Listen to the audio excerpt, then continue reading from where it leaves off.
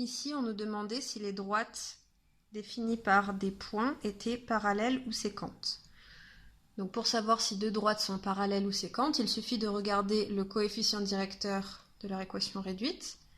Et donc pour ça, il suffit d'appliquer la formule qui permet de le calculer à partir des coordonnées des points. Si les coefficients directeurs sont égaux, dans ce cas-là, les droites sont parallèles, et s'ils sont différents, dans ce cas-là, elles sont forcément séquentes. Donc dans le premier cas, en faisant le calcul, on obtenait deux coefficients directeurs différents, donc les deux droites étaient séquentes.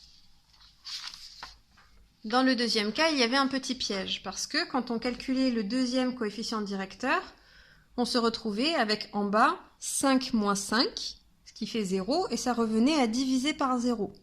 Sauf qu'on n'a pas le droit de diviser par 0, c'est impossible, donc là on ne pouvait pas calculer le coefficient directeur. Mais si on regarde, la droite, c'est la droite BD, donc qui passe par les points B et D, et ces points ont tous les deux la même abscisse. Ça veut dire qu'elles passent par deux points qui sont l'un au-dessus de l'autre, donc la droite, elle est verticale. C'est en fait pour ça qu'il n'y a pas de coefficient directeur, parce que l'équation de la droite s'écrirait x égale quelque chose, et non pas y égale x plus quelque chose.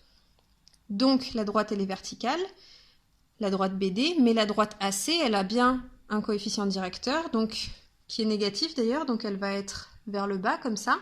Et donc une droite verticale et une droite non verticale, elles sont forcément séquentes.